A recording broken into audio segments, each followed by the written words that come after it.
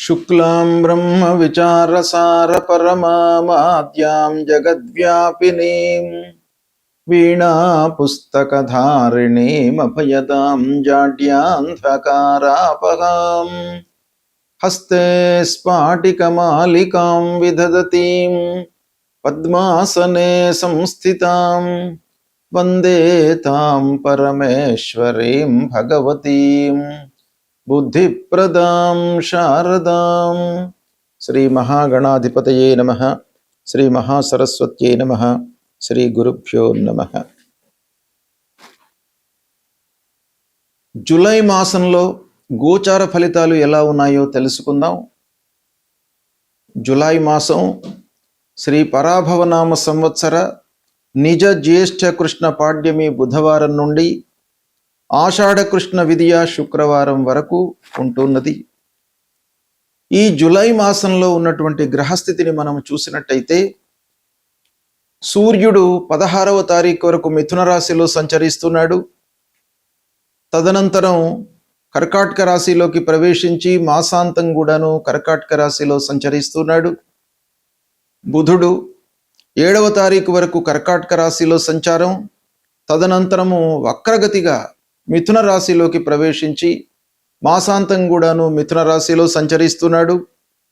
శుక్రుడు 4వ తారీఖు వరకు కర్కాటక రాశిలో సంచరిస్తూ 4వ తారీఖు నుండి మాసాంతం వరకు సింహరాశిలో సంచరిస్తున్నాడు.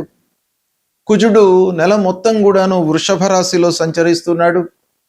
గురువు ఈ నెల మొత్తం కూడాను కర్కాటక రాశిలో ఉచ్చ స్థితిలో ఉన్నాడు. ఇక శనీశ్వరుడు ఈ నెల మొత్తం కూడాను మీన రాశిలో సంచరిస్తున్నాడు. రాహువు కుంభరాశిలో సంచరిస్తున్నాడు.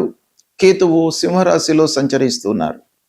ఈ విధంగా ఈ ముఖ్యమైనటువంటి గ్రహాల యొక్క సంచారము ఈ జూలై మాసంలో ఉంది. ఈ గ్రహస్థితిని ఆధారంగా చేసుకొని ఈ సంచారము ఎలా ఉంటుంది 12 రాశులలో జన్మించినటువంటి వాళ్లకు అనేటువంటి విషయాన్ని మనము తెలుసుకుందాం. వృషభ రాశి వారికి జూలై మాసంలో గోచార ఫలితాలు ఎలా ఉన్నాయో తెలుసుకుందాం. ముఖ్యమైనటువంటి గ్రహాలు ఏ ఏ స్థానాల్లో సంచరిస్తున్నాయి, తదనుగుణంగా ఎలాంటి ఫలితాలు ఉండబోతున్నాయి అనే విషయాన్ని మనం చూసినట్టయితే సూర్యుడు ప్రారంభం నుండి 2వ స్థానంలో సంచరిస్తున్నాడు. ఇది ప్రతికూలంగా ఉంటుంది. 16వ తారీఖున 3వ స్థానంలోకి ప్రవేశిస్తున్నాడు. ఇది అనుకూలమైనటువంటి సంచారం. కుజుడు జన్మస్థానంలో ఉన్నాడు, ప్రతికూలం. బుధుడు ప్రారంభం నుండి 3వ స్థానం, వక్రరీత్యా మళ్ళీ 2వ స్థానంలోకి వస్తున్నాడు. ఇది అనుకూలమైనటువంటి సంచారం. ఇక గురువు 3వ స్థానంలో ఉన్నాడు. 3వ స్థానం గోచార రీత్యా ప్రతికూలమైనటువంటి స్థానం అయినప్పటికీ ఉచ్చ స్థితిలో ఉన్నాడు గనక కొంత కలిసి వచ్చేటువంటి అవకాశాలు ఒక పక్కన ఉన్నాయి. ఇక శుక్రుడు 3వ స్థానం ప్రారంభంలో, తదనంతరం 4వ స్థానంలో ఉంటున్నాడు. 3, 4 స్థానాలు శుక్రుడి యొక్క సంచారం మూలకంగా శుభ ఫలితాలు కలుగుతాయి. శనీశ్వరుడు ముఖ్యంగా 11వ స్థానంలో సంచరిస్తున్నాడు. ఈ వృషభ రాశి వారికి శని యోగకారకుడు కనుక మిత్రగ్రహము, యోగగ్రహము, యోగ కారకాన్ని ఇచ్చేటువంటి గ్రహము. అలాంటి శనీశ్వరుడు లాభస్థానంలో సంచరిస్తున్నాడు. ఇది చాలా అనుకూలమైనటువంటి ఫలితాన్ని ఇచ్చేటువంటి అంశం. ఇక రాహువు 10వ స్థానంలో సంచరిస్తున్నాడు. కేతువు 4వ స్థానంలో సంచరిస్తున్నాడు. ఈ 2 రాహు కేతువులు కొంత ప్రతికూలంగా ఉన్నాయి. అయితే ఈ సంచారాన్ని సమిష్టిగా మనం ఆలోచించినట్టయితే రవి ప్రారంభంలో 2వ స్థానం కనుక కుటుంబంలో కొంత బాధ్యతలు పెరుగుతాయి, పని భారం పెరుగుతుంది, ఆదాయం మట్టుకు మెరుగుపడుతుంది. ఇక 16 తర్వాత మీరు సమయస్ఫూర్తితో నిర్ణయాలు తీసుకుంటారు, ధైర్య సాహసాలను ప్రదర్శిస్తారు, సోదరుల యొక్క సహాయము అందుతుంది, కొత్త ప్రయత్నాలు చేస్తారు. కుజుడు జన్మరాశిలో ఉన్నాడు ఈ సమయంలో. కాబట్టి మీరు కోపము, ఆవేశము, ఉద్రేకము ఇవి తగ్గించుకోవడం చాలా మంచిది. అనవసరమైనటువంటి ఆవేశాలకు, తొందరపాటుతనానికి గురి కాకుండా కొంత ఆలోచించి నిర్ణయాలు తీసుకోవడము మంచిది అనేటువంటి విషయాన్ని కుజుడి మూలకంగా మనకి ఇక్కడ తెలుస్తుంది. ఆరోగ్య విషయం లోపల కూడాను కొన్ని జాగ్రత్తలు తీసుకోవాలి. కోపం కారణంగా కొంత ఉద్యోగంలో విభేదాలు, ఇబ్బందులు తలెత్తే అవకాశం ఉంది. ఇక గురువు తృతీయ స్థానంలో ఉచ్చ స్థితిలో ఉన్నాడు కాబట్టి మంచి అవకాశాలను ఇస్తాడు. వాటిని మీరు నిలుపుకోవడము, సద్వినియోగపరచుకోవడం చాలా ముఖ్యం. విదేశీ ప్రయత్నాలు ఫలిస్తాయి. బుధుడు వ్యాపార చర్చల లోపల విజయాన్ని ఇస్తాడు. కమ్యూనికేషన్ ద్వారా లాభాలు గోచరిస్తున్నాయి. శుక్రుడి యొక్క సంచారం మూలకంగా గృహ సౌఖ్యాన్ని పెంచుతాడు. వాహన యోగం కలుగుతుంది. ఇక శని మూలకంగా మనకు స్థిరమైనటువంటి ఆదాయము, డబ్బు విషయంలో ఇబ్బంది లేకుండా చేతిలో డబ్బు ఉండేటువంటి అవకాశము ఉంది. దాన్ని సద్వినియోగపరచుకోవడం చాలా ముఖ్యము.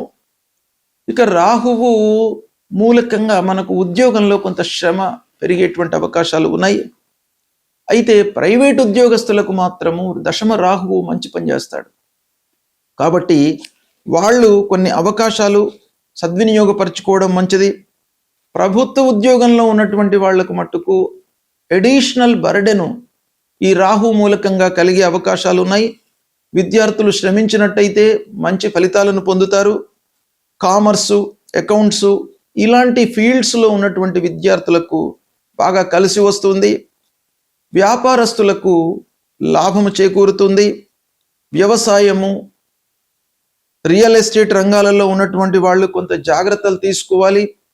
వ్యాపారం మట్టుకు బాగానే జరుగుతుంది, కానీ కన్స్ట్రక్షన్ విషయం లోపల వర్కర్స్తో ఇబ్బందులు కానీ, డాక్యుమెంటేషన్లో ఇబ్బందులు కానీ మీకు తలెత్తే అవకాశం ఉంది.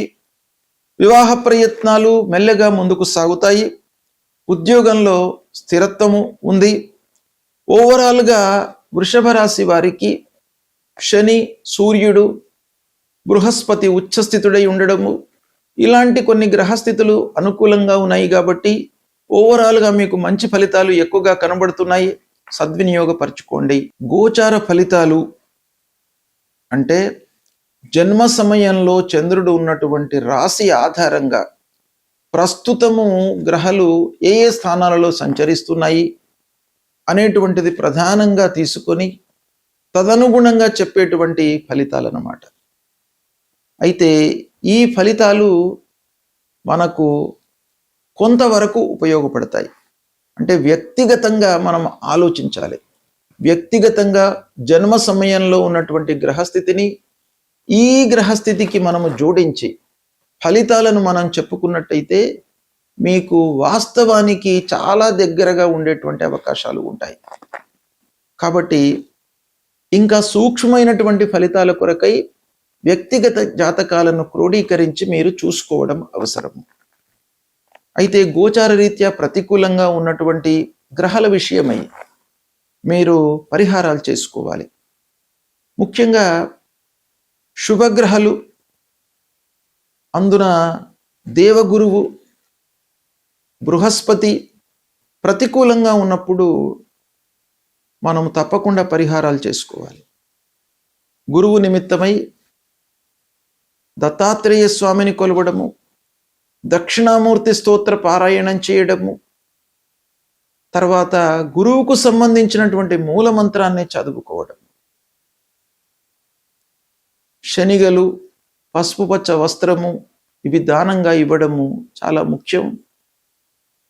గురువు నిమిత్తమై మీరు తల్లిదండ్రులను సేవించండి. ప్రతినిత్యం కూడాను తల్లిదండ్రులకు నమస్కారం చేసుకోండి. వాళ్ళ యొక్క ఆశీర్వచనం మూలకంగా మీకు గురువు యొక్క అనుగ్రహం కలుగుతుంది. ఇక రెండవది శనేశ్వరుడు. శని ప్రతికూలంగా ఉన్నప్పుడు మీరు శనికి సంబంధించినటువంటి స్తోత్రాలు, ఆంజనేయ స్వామికి సంబంధించినటువంటి స్తోత్రాలు చేసుకోండి. హనుమాన్ చాలీసా చదవండి. శనికి సంబంధించినటువంటి మూల మంత్రం నీలాంజన సమాభాసం రవిపుత్రం యమాగ్రజం ఛాయా మార్తాండ సంభూతం తం నమామి శనైశ్చరం అనేటువంటి ఈ మూల మంత్రాన్ని ప్రతినిత్యం కూడాను చదువుకోండి.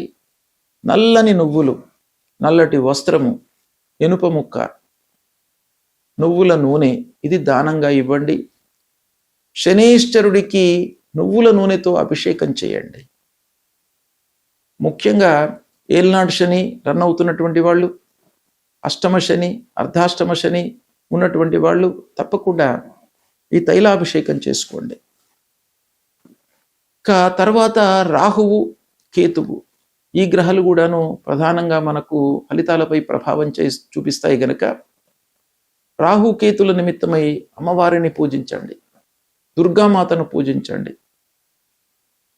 కేతువు నిమిత్తమై గణపతిని స్మరించండి. నిత్యము గణపతి దేవాలయానికి వెళ్ళండి, అమ్మవారి దేవాలయానికి వెళ్ళండి. ఇక ప్రధానమైనటువంటి గ్రహము సూర్యుడు. మీకు ఆరోగ్యాన్ని, శారీరక సౌఖ్యాన్ని, మానసిక రుగ్మతలు లేకుండా మిమ్మల్ని కాపాడేటువంటి గ్రహము సూర్యగ్రహము. కాబట్టి సూర్యుడికి మీరు ప్రతినిత్యం కూడాను సూర్య నమస్కారాలు చేయండి. 12 సార్లు సూర్యుడిని నమస్కారం చేసుకోండి, భూమికి నమస్కారం చేయండి. సూర్యుడికి వీలైతే అర్ఘ్య ప్రదానం చేయండి.